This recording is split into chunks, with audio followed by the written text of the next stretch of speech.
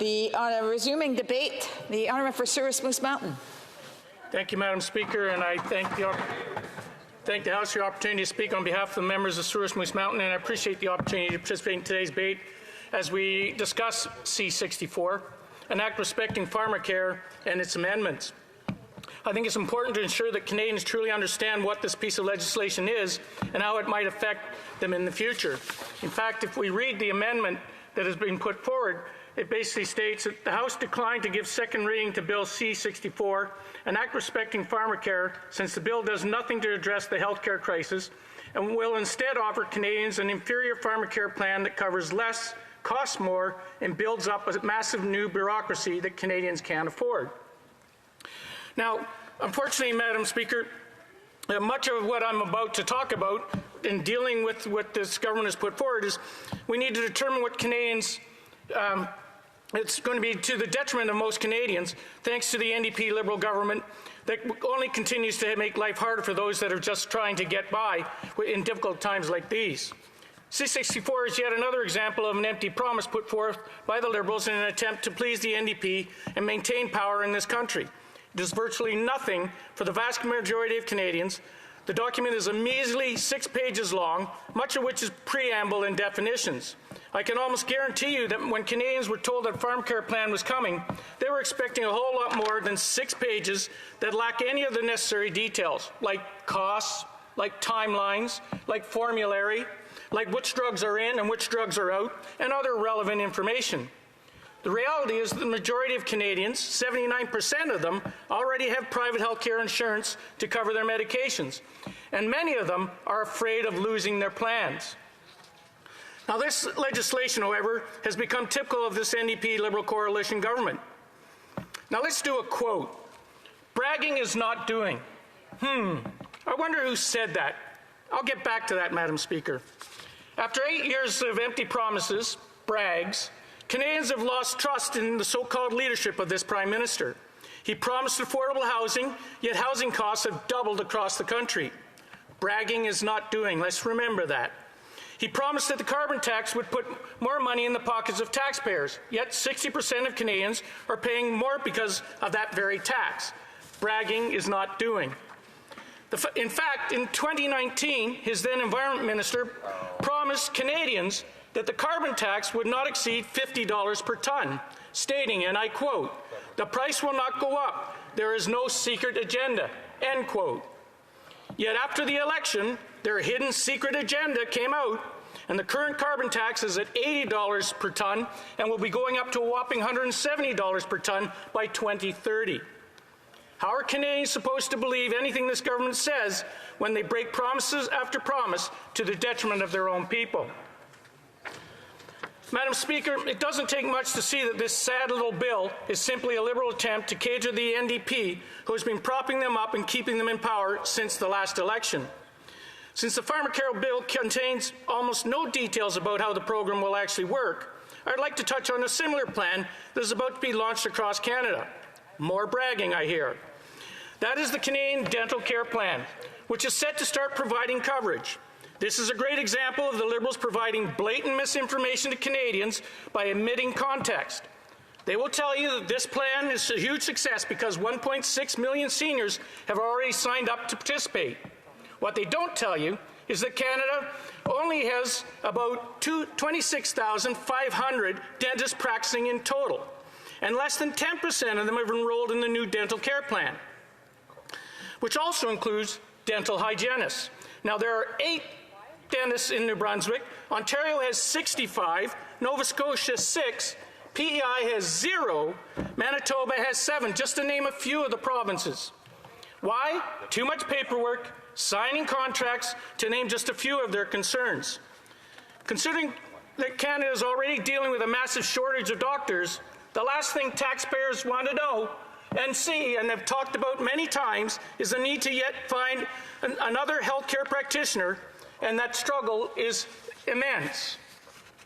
Another hugely alarming issue with the Canadian Dental Care Plan that is also a major concern with Pharmacare is the lack of consultation that the government held with the important industry players.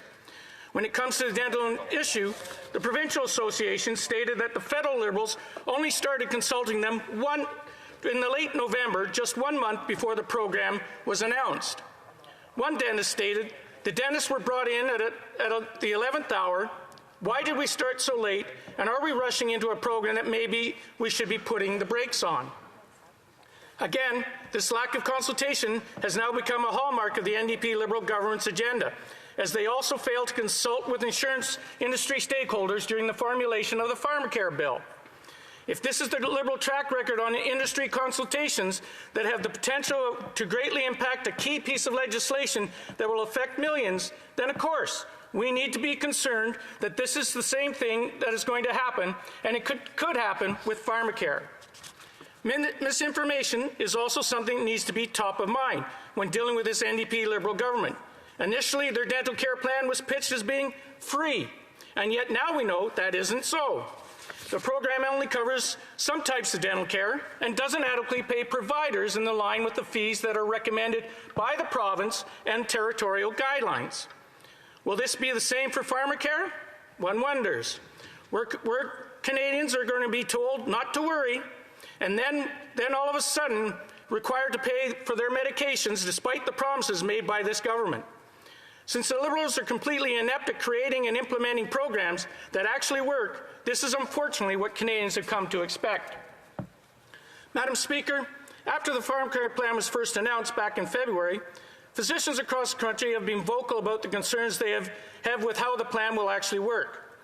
Since the bill itself contains almost no information, there's worry that instead of filling the gaps left by public and private health care coverage, this bill could actually create more gaps with more Canadians falling through the cracks. There's also a lot of uncertainty over which drugs will make it onto the formulary. If there are extra steps involved in this, it places an additional administrative burden on physicians, which is frankly the last thing that Canada's healthcare system needs right now. And as we are all aware, wait times for health care in this country are longer than they ever have been.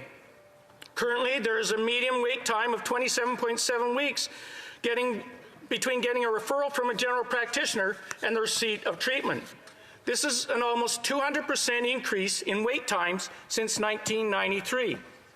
And we all know there are over 6 million Canadians without a family doctor. And we have an overwhelmed emergency department throughout Canada. Through ill-thought-out bills like this Pharmacare one, the federal government is burdening our physicians with even more paperwork and administration, instead of allowing them to provide the care that Canadians need.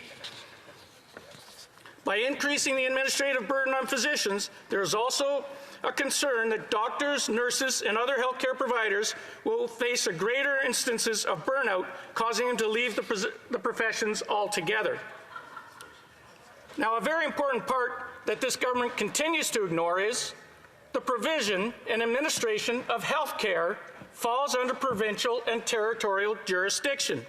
And it is not the job of the federal government to make decisions on issues like drug coverage, which this bill could certainly do. We need to respect the authority of the provinces and the territories to do what is best for their populations, as this is not a situation where Ottawa knows best.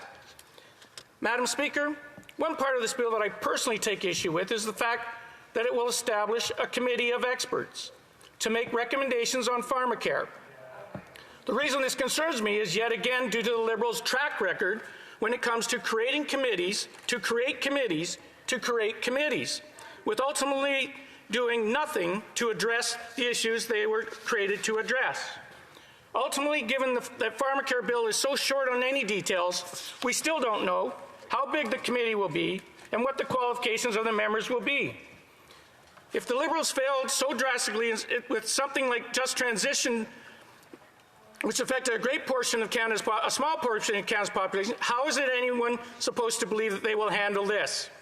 As an example, Madam Speaker, 1 year ago, the Liberals pledged $1.4 billion for drugs for rare diseases, yet there is still no deal with the provinces. So once again, to quote the Prime Minister, bragging is not doing, and this NDP Liberal coalition is all about brag and no action. Unfortunately, until they are out of office, Canadians will continue to pay the price of the Prime Minister's lack of leadership and broken promises.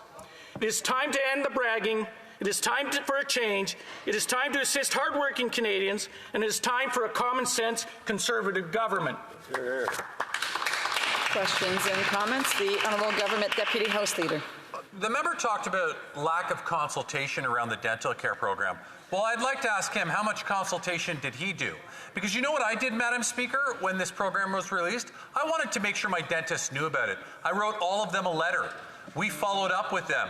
We encouraged them to get involved. I went out and visited a number of dentists. As a result, 41 dentists in my riding, which is more than half of them, are on the dental care program. So the member, I'd like to ask him, how much consultation did he do in his riding on the dental care program, or did he not care enough about his constituents to bother making sure that they knew they had access to this new service, regardless of which political party brought it in? The honourable member for Souris Moose Mountain.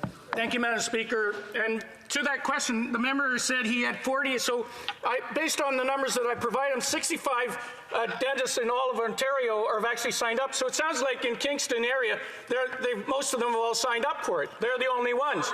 And interesting, you should take a look at the number of actually dentists in. The member should look at the number of dentists in Ontario, significantly more than 65.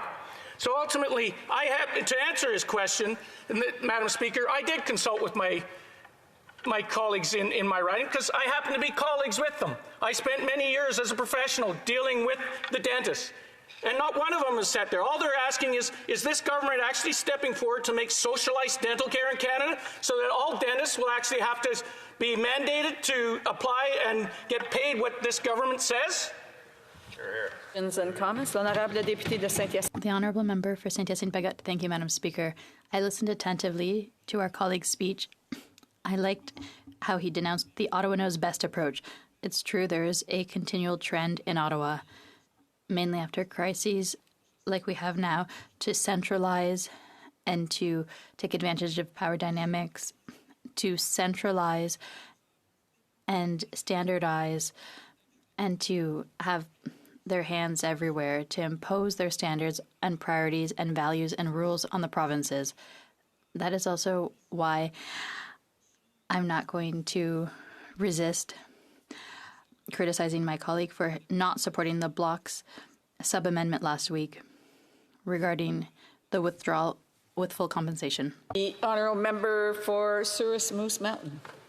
Thank you, Madam Speaker. And I apologize whether I missed something in the translation. I didn't actually recognize whether there was an actual question in the statement by the member. However, I will thank him for his comments. I think ultimately, as the member has indicated, we need to remember the fact that health care is a provincial issue. Dental care is health care, and it is a provincial responsibility to deal with that. The provinces determine who the professionals will be and determine how they will be regulated. That's up to the professional bodies, whether that's the dentists, whether that's the chiropractors, whether that's the physical therapists, whether that's the doctors, whether that's the dental hygienists.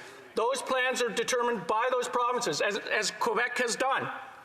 And we need to recognize that and continue to focus on the fact that it is the province's responsibility to make those decisions, not the federal government to invade and intrude in that area.